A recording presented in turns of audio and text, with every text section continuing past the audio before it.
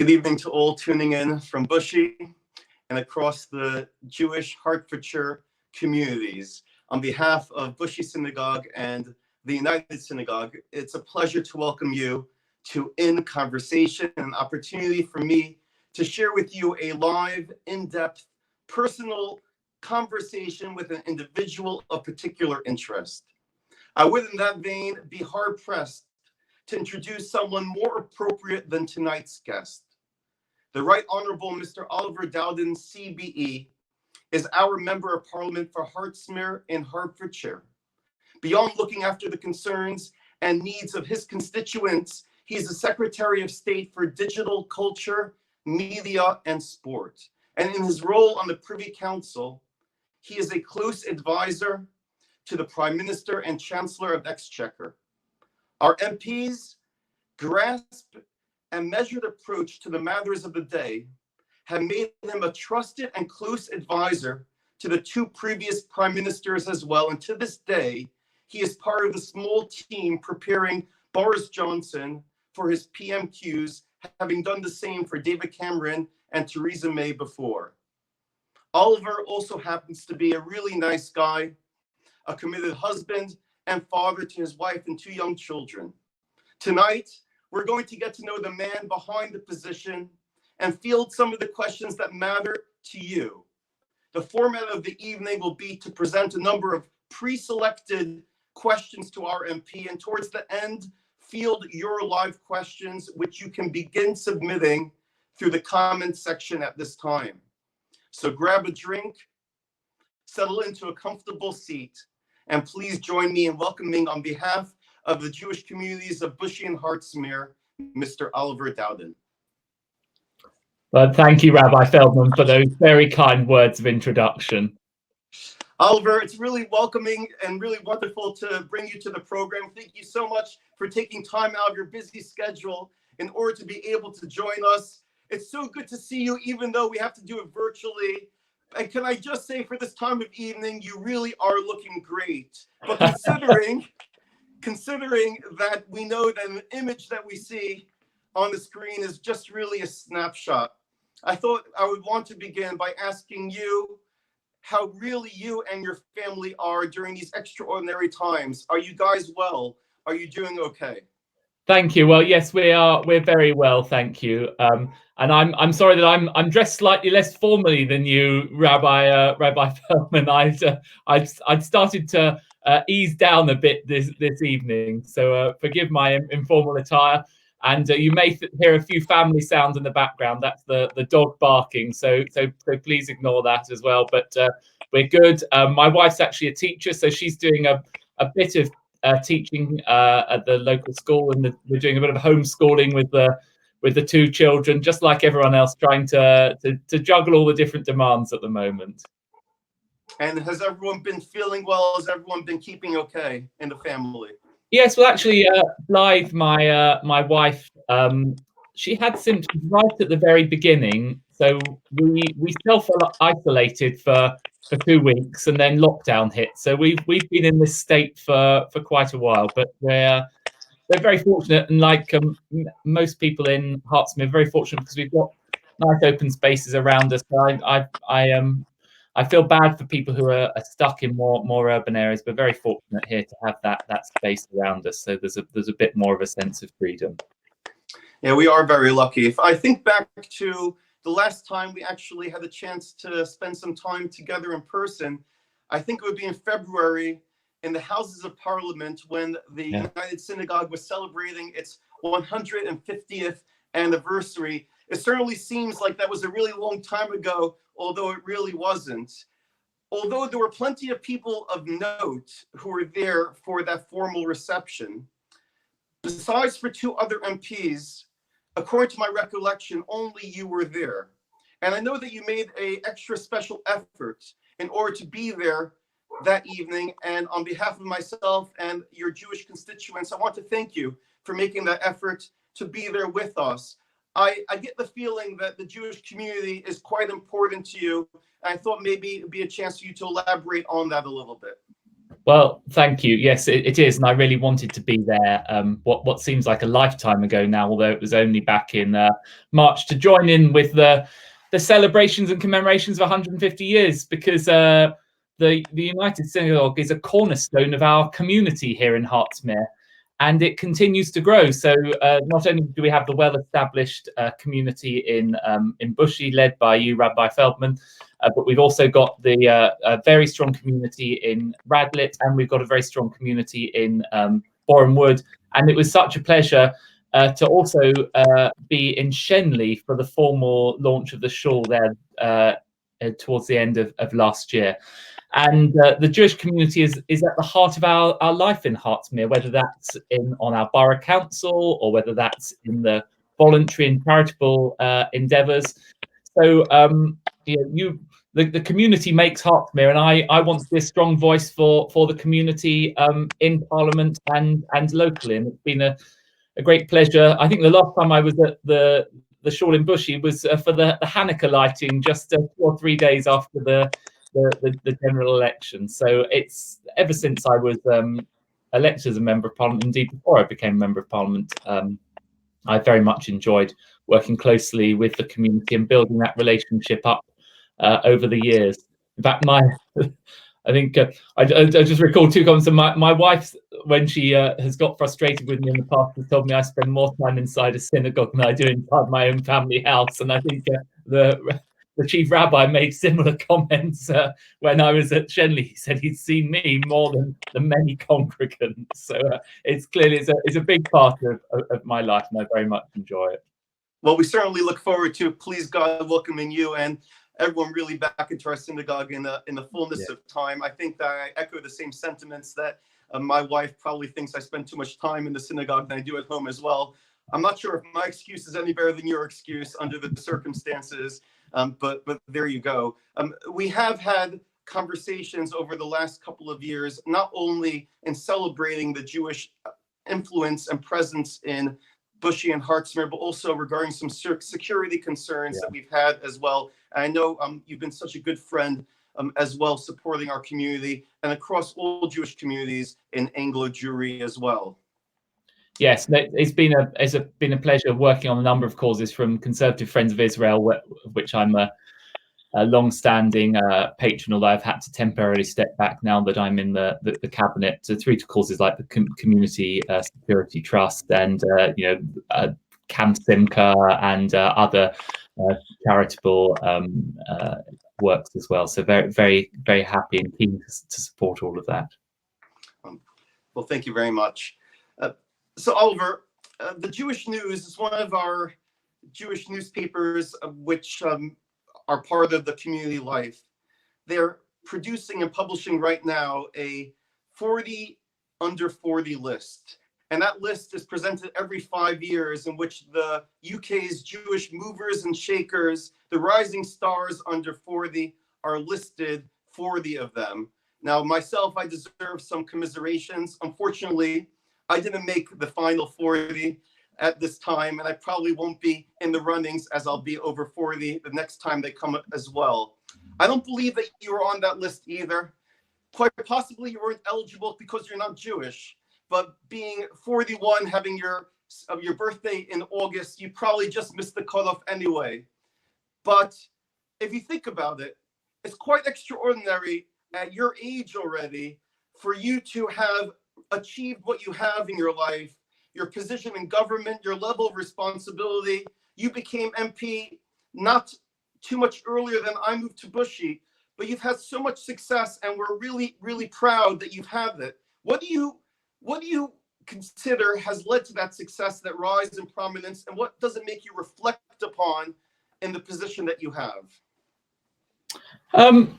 Well, I'm very surprised, Rabbi, that you're not on the list, and your name certainly comes up a lot in respect to the community. But I don't know. I mean, I think I was very lucky to have. I can't come from a very ordinary background. My dad works in a wire factory in Watford, and Mum worked in the boots in London Coney. But I've always believed in hard work and providing for yourself and your family, and ultimately I'm very fortunate to be able to work for the community and the country as well. I sort of take each day as it comes, it were. But I believe in working hard and trying to do your best and getting on with things. So I don't think it's any more than that, really. I certainly have a strong sense of trying to do the right thing by the community and the right thing by the country. Look, I've been fortunate enough to have a few lucky breaks. Probably one of them was getting to know David Cameron before he became Prime Minister, and then in fact before I became Leader of the Opposition, and working with him during that period of time. And then I knew this area very well before I became an MP, so I was fortunate when the opportunity arose to be able to stand for my home patch. So that was a bit of a break as well. I certainly think in politics and life, it's if you have an opportunity, making sure you try and seize it and see those opportunities when they arise. And I've been fortunate in both of those respects. Yeah, but also, is there anything that you can... Yeah, sorry? So I should also say, in case my wife is listening to the background, I'm also very, very fortunate to have a very supportive family as well. And it genuinely is, that's a huge factor. Well, I guess that kind of leads us to the next thing that I was thinking about. One of the things that we have spoken about in the past is the work-life balance and trying to get it right. And this is something that we both share in common. Much of the work that we do really is unsociable hours, time when we could be spending with our family, with our young children, really when they could need us. And trying to get the balance right is never easy. And I was wondering, perhaps in a COVID-19 world, if you've had any reflections or any thoughts on the balance and the priorities that you or we have and how we live our lives. Well, it's funny, actually, the effect of COVID has been quite strange in a way, because we are very much, even as government ministers, being encouraged to work from home as we possibly can. I actually spend a lot more time at home than I have done previously. I do have to occasionally go into London. We actually hold cabinet meetings remotely like this, and I've appeared before parliamentary select committees remotely, but there are a few sensitive issues relating to national security and someone I have to physically go in, but that is fairly rare. So I am physically at home, although I think if you ask my wife, she says she sees me for breakfast, lunch and dinner, and I disappear back up to the office again. But that is an improvement on how it usually is. So that it's nice to spend some time with the family in that sense. I suppose that the flip side of that is that there's less of a sense of work being somewhere else. So working all the time, you're out of home, and then coming home and working less and being with the family more. It's there's a sort of those divides blur. But I think all of us, and I think this is one of the things that has, I'm sure you and the people watching this conversation between us, it of course caused us to reflect on family life. And I think actually, because we've been confined at home, it's given us more time to concentrate on more of the sort of the simpler things in a way. So it's been quite good forcing me to, when I'm at home, to actually be at home rather than going off doing other things. So that has been nice for the family. And I don't want to overstate it, given the sort of crisis we're in at the moment. Most of my time has been spent responding to that in various, an awful lot of time on these sort of calls and having meetings and clearly dealing with the box and papers and so on. But I think in a crisis like this, it makes you realise what is most important to you. Clearly, for all of us, family is the cornerstone of our lives. Well, that certainly seems to be the sentiment that a lot of people who are fortunate enough to be with family under these circumstances. Sadly, there's a lot of people across Hertsmere who need to self-isolate, and for them, it's absolutely so awful being cut off from the one thing which is often the life force, and that must be that is truly a difficult fallout from this virus, isn't it? Yes, I mean, I think it's putting a huge toll on people. Clearly, the self-isolating, particularly elderly community, and I think for lots of people, not being able to see their older family relatives. You know, for example, my wife's family are Canadian, and her sister is also, my sister-in-law is also in the UK. So they feel very remote from them, and clearly very concerned if something happens, because it's very difficult, if not impossible, to get transatlantic flights at the moment. But it's also good to see the community coming together as well. I don't know whether Councillor Linda Silver is on this call or listening in, but certainly I know that she's had people waving to her from when she's up on her balcony. So she's continuing to participate in community life, albeit remotely. And there's lots of stories of that sort of thing happening, of us coming together. And of course, all of us, I'm sure many people listening to this joined a bit later, as I did, because we're outside with the rest of the community clapping the NHS, and being very thankful for the huge sacrifices that they're making day in, day out to deal with this crisis. Well, community volunteering, and that you've alluded to, has been one of the things which has really come to the fore during this time of crisis. And we've been very fortunate in our particular community, but it really across many others, to see people stepping up, those who weren't formally involved in any respect, hearing the call to action, and making the effort to make sure that there isn't anyone who is being missed and who is being isolated. What have been your reflections on the spirit of volunteerism which has come forth during this challenging time as I suppose a silver lining in this awful storm? Yes, well, I think it goes back to some of the conversation we were just having about realizing what's important. Community has clearly come to the fore. Part of my ministerial responsibility actually relates to civil society, and we've seen some fantastic work across the country. So we launched the NHS Volunteer Responders. Over 750,000 people signed up for that. Actually, the challenge has been the other way around, finding opportunities for people to participate in life, such as in volunteering, such has been the level of interest. And that's just the tip of the iceberg. People are coming together, whether it's through Facebook groups, whether it's through voluntarily supporting their own local communities, to try and help the most vulnerable. And that is a good that has come of this crisis.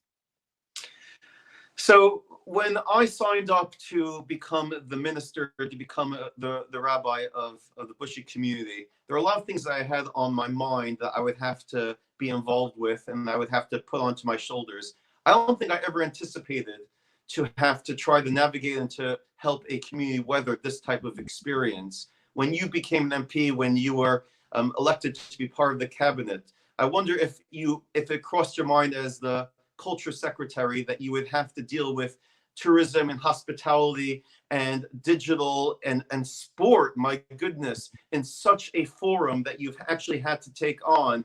I mean, it's quite a lot to have to bear under the circumstances, and it's all been thrown at you like it's been thrown at many people really unaware. How are you managing? How are you taking on and dealing with the extra pressure which has come because of this crisis?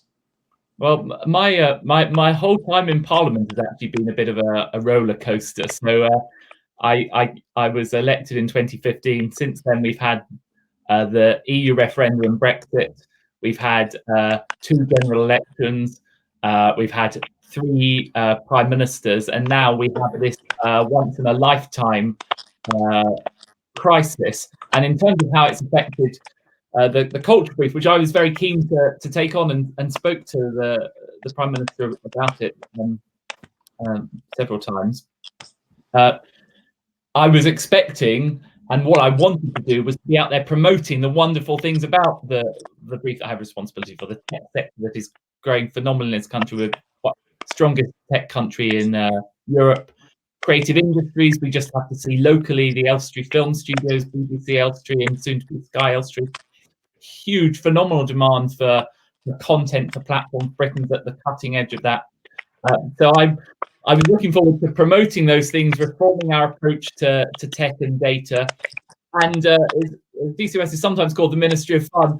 I was very cautious to begin with not to do the fun things, expecting I could do those later, but sadly that has not arisen. And actually what we have seen instead is trying to, in this situation, we've had a political crisis, and now, in this crisis, we've had a health crisis, which has in turn given rise to an economic crisis. And a lot of the work of the Chancellor and many others has been about, and the work I've been doing is to try and mitigate the worst impact of that economic crisis. So an awful lot of my time, so forgive me if people can hear typing, that's not from my end either, I should clarify.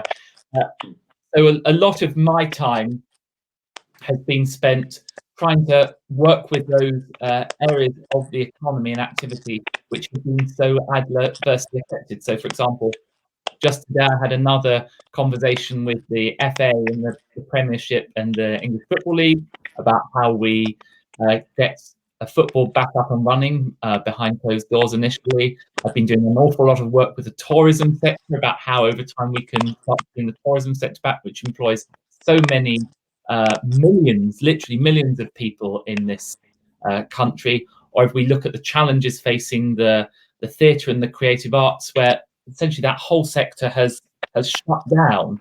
And we're seeing that around the world. You see that on Broadway, you see that in the West End. So, I've been meeting just in the past week with people like Andrew Lloyd Webber and Cameron McIntosh and people that run the Royal Opera House and all our other great cultural institutions. Think, how can we make those institutions work under the current circumstances? But then on the flip side, we have tech, for which I'm responsible in terms of government policy. We wouldn't be able to have had any semblance of normal life and work without the power of technology. We'd not be doing this now. We've seen a step change. I think most of us, myself included, I was pretty sniffy about having video calls and video meetings like this. They're now the mainstay of my working life. I now operate with two phones and a laptop and two iPads, trying to sort of deal with all different communications coming in from different places. So it's managing our way through that. Those both the threats and opportunities has completely changed the nature of the job that I thought I would be doing. But somehow you're rising to the occasion. Right before this crisis began, I was due to have a sabbatical, which is every 7 years, a rabbi in the United Synagogue is entitled to 3 months off for continued professional development, winding down, recharging. Beyond being deselected, I don't believe that MPs have the option for a sabbatical. Is there such a concept? Is there such a thing of taking a break, or it doesn't work like that? Well, it certainly hasn't worked like that for quite a long while. So if you look back over the previous holidays, so Easter, clearly I didn't take a break then because we were dealing with the COVID crisis. Over Christmas, we had a bit of a break, although we did have a big government data breach that I was dealing with. Then the summer, I'd just been appointed to my new role, and Boris Johnson had just become Prime Minister. So I did take a family holiday, but I was on the phone most of the time and working most of the time there. We took a couple of weeks down in Cornwall, and a box was sent every day, and I was on the phone most days with that. So it's stretched. And then the Easter before that was at the height of the Brexit crisis, if you remember that, and we were having all those knife edge votes right up to Easter. But that's the nature of being in public life. You lose an element of control, and of course everyone now is wondering whether they'll get a summer holiday. I doubt very much we will, given certainly in Parliament, I suspect we may well end up having to sit long hours to catch up with some of the time we have lost because of this crisis. Well, I'm not sure if you're tempted to become a rabbi, but I don't really seem to be tempted to become an MP under the circumstances. One of the things that the country's been looking at under what's happened is to see how the government has fared with how they dealt with this crisis, how they've dealt with bringing the country into lockdown, when they brought it into lockdown, how is it going to emerge from the lockdown. Sadly, unfortunately, the mortality rate within the Jewish community has been extraordinarily high, as it's been across the country compared to other countries in Europe. And I was wondering if you had any thoughts on how things have been managed regarding quarantining, regarding the direction and the pace that we've gone into, and how we'll be coming out as we approach the next phase now. Look, I mean, I think the first thing to say is it's actually quite difficult, genuinely, to make comparisons between different countries because of the different demographics that we have, the different stages we're in those cycles. There'll be time to make those comparisons, and clearly there'll be lessons to be learned through that. But I think it is worth cautioning that we're still in the very early stages of this crisis and how it plays out around the world. And you think how we viewed the situation in China a few months ago, or even how we viewed Italy a few weeks ago, you can see how things change very rapidly in terms of perceptions. I think when we entered lockdown, the reason for us entering lockdown, there were two principal tasks that we set. One was to stop this uncontrolled exponential growth of the virus in the community. If you remember, as we went into it, and in the initial phases, we were seeing every 3 days or so the number of cases doubling. We were seeing death rates and hospital admission rates from COVID rising in an exponential fashion. So the first thing we had to do was to try and get control of that, to stop that curve. The second objective was there was a real risk that the NHS could be overwhelmed. The number of people would go up so rapidly, we wouldn't have the capacity in the NHS to deal with it, which is why we built the Nightingale hospitals, why we invested in ventilator and ICU capacity. Now, in respect of those two principal measures, the acceleration of the virus in the community and staying ahead of making sure NHS capacity was ahead of the demand, we have got that. We've got it under control in the community, and whilst death rates clearly remain very high, and each one of those deaths is a tragedy for the families involved, the number of deaths is slowly starting to fall. Certainly the number of people in hospital with COVID is falling quite rapidly. It's quite difficult still to get a sense in the wider community, but certainly samples do suggest that the numbers are falling quite dramatically in the wider community. Of course, there are two big problems still in respect of care homes and in respect of hospitals, where a lot more work is needed, and I can talk through some of the steps that we're taking there. Of course, through this crisis, there are lessons that we have to learn. I think particularly the huge challenges we've had over PPE, the protective equipment, challenges around care homes. That in each country, in the UK included, there are more things that we need to do. So, of course, just like all governments around the world, we are working through that. But I think it is worth also reflecting on the fact that we are out of that phase where the virus has been rising out of control, and we didn't get to the point where the NHS was overwhelmed.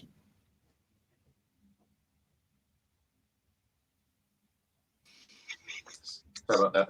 You mentioned a different perspective. You mentioned about care homes and the testing element, which was pledged to, along with the PPE. Do you feel that that's been progressing quickly enough under the circumstances? Is that something that you see any regrets in any of the stages regarding that area, or any others? Well, of course, I mean, we want to get PPE to care homes as quickly as we can, and get as much as we can. And just to give a sense of the scale of the challenge we faced with this, at the beginning, before this crisis hit, we were only providing protective equipment to hospitals. That's 200 odd hospitals. Now we're trying to get protective equipment to tens of thousands of institutions. So there's been a massive ramping up in the amount of equipment. There's well over 1 billion pieces of equipment that have been delivered. Now, of course, in the areas where you're not getting that equipment, it's no comfort to you that there's 1 billion pieces of equipment being distributed. So that is why we have to do more work to get those to the right places. So, for example, why we've done things like setting up helplines so that people can report the lack of equipment. We have got to continue to ramp up the testing in care homes. Tens of thousands of tests, both of care home workers and staff and people who are living in care homes have been undertaken. But that the challenges there are why I've set up this care home action plan to get it under control. And the Prime Minister has been frank about the challenges that we've faced there, and the need to do more, and that everyone across government is straining every sinew to deal with that challenge. You mentioned the Premier League, and one of my members who happens to support Tottenham Hotspurs, quite unusual for a Jew to do so, and has been really happy that his team hasn't lost the match since March. And I was just wondering, as probably the buck does stop with you in many ways, if you could give us a bit of an insight when we can hope to see football resuming, as it's quite a passion for many across the country, but in our community as well. Well, look, we all want to get football back as quickly as possible, but the number one test has to be, can we do this in a safe way? So that's the challenge that I have set, and the industry has risen to it. So we've set up this working group for all sports about how we could do it behind closed doors. We've had 3 sessions with the Deputy Chief Medical Officer, understanding how that would work in terms of public health. We're making good progress with that, but we also have to think through other things. So we have to think about what the effect would be in terms of policing, because we don't want to be in a situation where people try to go to grounds where football is taking place. We also need to think about how we can open up access to football so that people can see it safely from their own homes. But I had a very productive meeting today with the Premier League, the EFL English Football League, and with the FA. We're almost there. We're making good progress. I'm hopeful, and don't fully hold me to it, but I'm hopeful that by around mid-June, if we continue on this path, we could get it back up and running by mid-June. But that would be very much subject to public health. And if there's any worries there, then we would have to step back from doing that. But I think there's a real opportunity here, both to get football going again in terms of the sort of sustainability of it as a sport. Football needs to happen in terms of giving people a bit of hope and something to look forward to, enjoy. So if we can possibly do it, we'll do it. And as I said, we've had very productive conversations. So I'm hopeful. I think the way I characterize it, we've gone from there was a sort of red, we've gone to a sort of green amber, but we're still not fully green to go. But I hope maybe in the coming couple of weeks we will be in that position to make an announcement. Well, I look forward to going to a game with you in the fullness of time. One of the things I saw on BBC today was some news regarding Newcastle United and the Saudi Arabia's PIF. And at least it said in the article that you would be brought in possibly to adjudicate regarding the appropriateness or not. Is that true that you might be involved in that discussion? Well, it's really for the Premier League to carry out this so-called fit and proper person test. So that's really the way that we should deal with this. And I can see on some of the commentary threads about concerns about return of football. I should emphasise that this would be football behind closed doors, so there would not be any sense of the public coming in to watch it. And the number one test in all of this is, can we do it in a safe way? And if there's any doubts about that, then we won't proceed with it. So I'm going to just ask one more of my own questions before we open up to those that are being presented on the group. For many people, as we've discussed, football is akin to religion, but for me, religion is akin to religion. And being a person of a cloth, being a person of faith, my beliefs and religion matters a lot to me. And I was just wondering if faith is something which is part of your life, if it's something that you turn to in at different milestones or different life cycle events or times. How does it relate to you and to your family? Well, I think the truth is probably faith has been the background of my life. So yeah, I went to a Church of England school. It's been part of my life in that way. My wife and I've are Christians and brought our children up in the Christian tradition, and it's there in my life. David Cameron, who I used to work for, used to say his faith was a bit like the magic FM signal in the Chilterns. Sometimes it came on strongly, and sometimes it sort of he lost it a bit. And I do have a little bit of sympathy there. So I'd say I'm someone who it is part of my life, but I certainly see the value, and with my own children as well, and in the wider community. I think bringing children in a faith setting and faith schools and giving children a sense of purpose and love in their lives through faith is a very good and wonderful thing. In terms of my own faith, it's sometimes a bit like the signal of the Magic FM. Ariel, if you ever need, we can get you a good Ariel if you ever need one.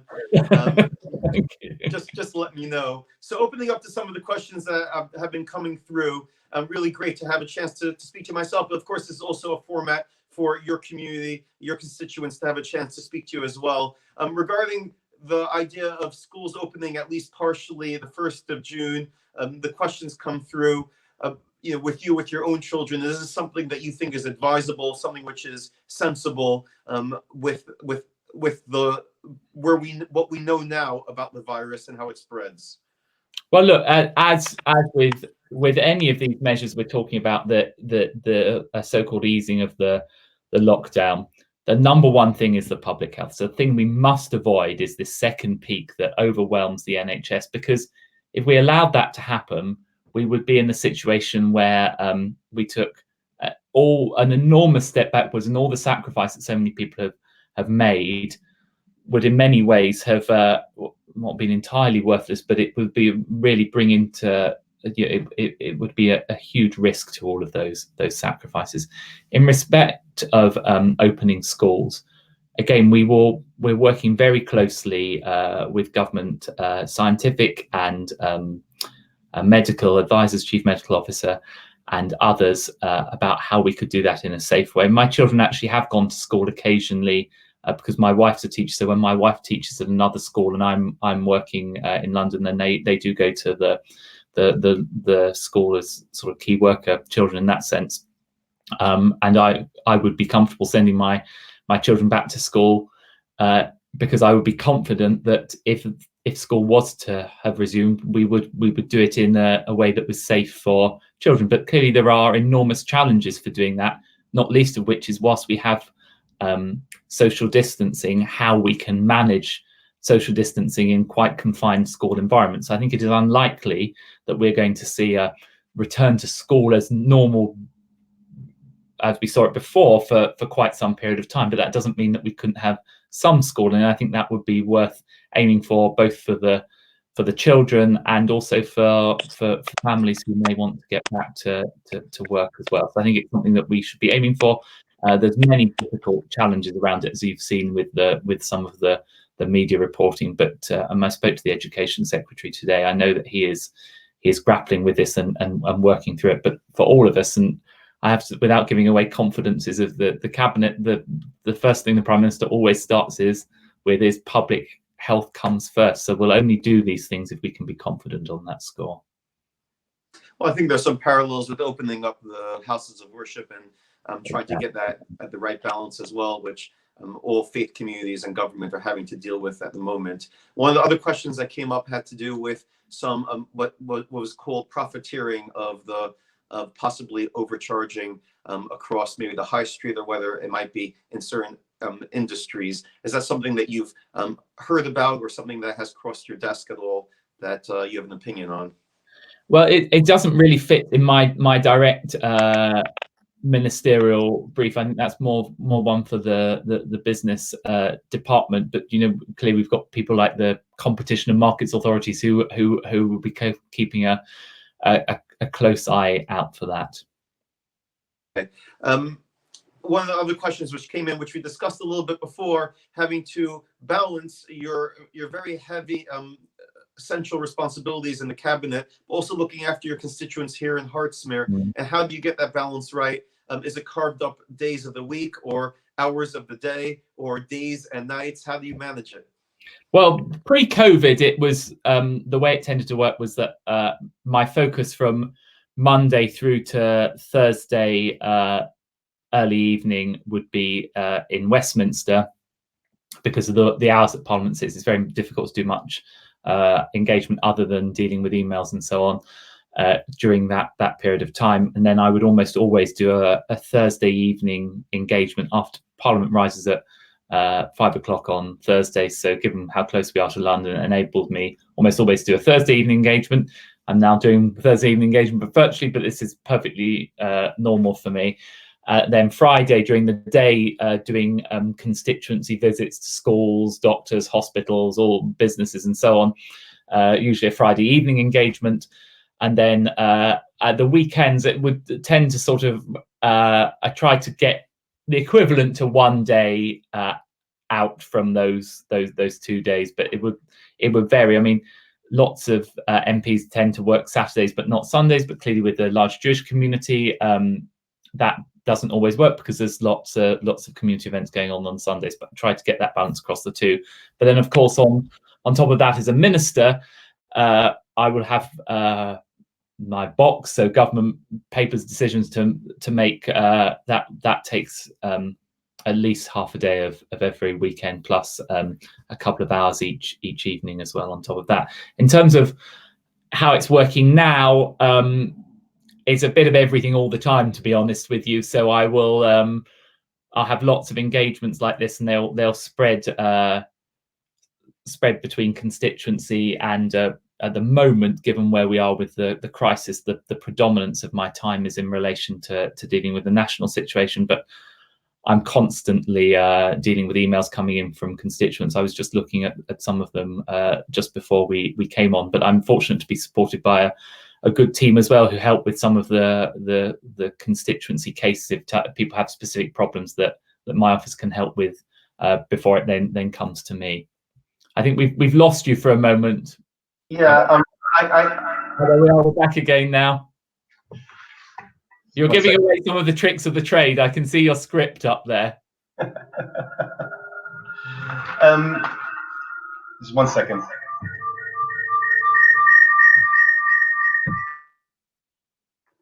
I don't know what's happened. I seem to have no. It's not. We might have two windows open there.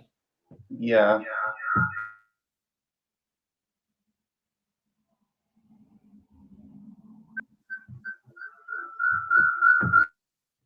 While you're doing that, I can read some of these questions coming in if you want me to have a go answering some of them.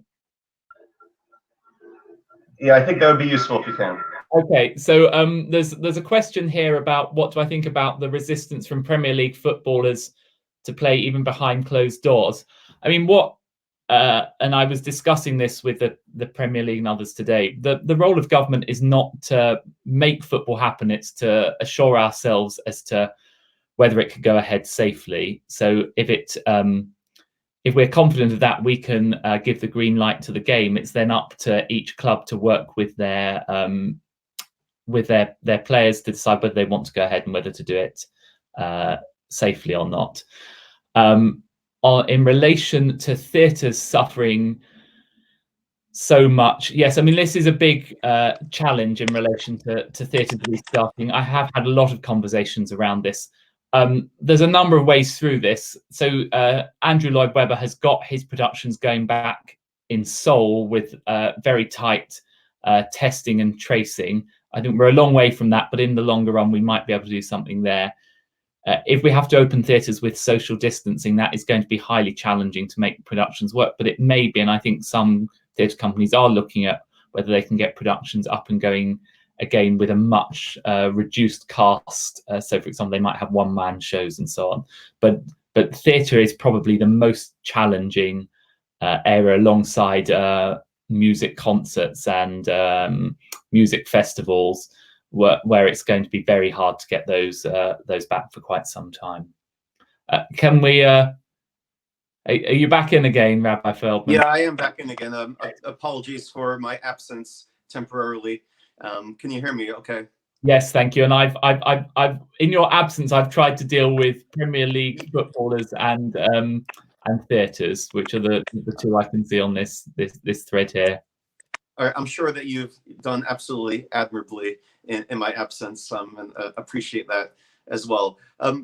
Those are some of the challenges which obviously with your portfolio that you need to take on. Is there anything which you've had to think about in terms of maybe pushing forward with the agenda of getting broadband to across the country in a more timely fashion, considered that people have to self-isolate for quite some time? Is that something on your agenda at the moment? Yes, very much so. So, in fact, I was discussing this with the Prime Minister just yesterday. We, as cabinet ministers, we have something called the Prime Ministerial Stock Take, which is a bit like your meeting with the headmaster in terms of sort of keeping you on your toes. So we have an hour-long session looking at the challenges in my department, and we spend quite a lot of time talking about broadband. So we've got this commitment to get so-called gigabit-enabled broadband rolled out across the country by 2025, but which we are, taking lots of measures to make sure happens. In the short run, what we really need to do is make sure everyone gets proper super fast broadband, because it's super fast broadband which enables us to have conversations like this. And whilst the rollout rates are quite high, and if you don't have it, it's very difficult for you to participate in the modern economy or modern life. So that is the first thing that we need to get right. And it's that, the infrastructure of broadband is really like the railways of the 19th century or the roads of the 20th century. We have to build up that level of infrastructure to enable our modern economy to work. So that's why we're investing so much in it. We're moving towards the conclusion of our session together, and although it really is great to spend time together, I think both of us, with the work-life balance, getting it right, and I'm sure you also have other meetings to attend to afterwards. I was wondering if maybe you wanted to share some closing thoughts regarding where the government is, just regarding yourself, regarding Hartsmere, regarding Bushy. Really, over to you to just share your own reflections after our time together. Well, thank you.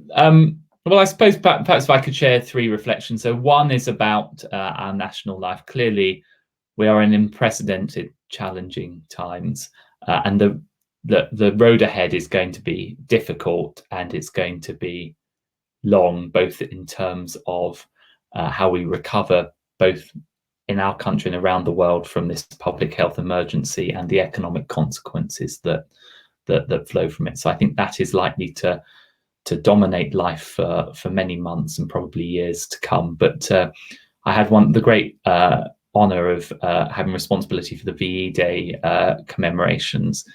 And if you think of the challenges that greatest generation lived through, and the challenges that the Jewish community has lived through, the horrors of the Second World War, we know that we can come through these things and be stronger. So I do have faith and hope in that. In terms of the local community, I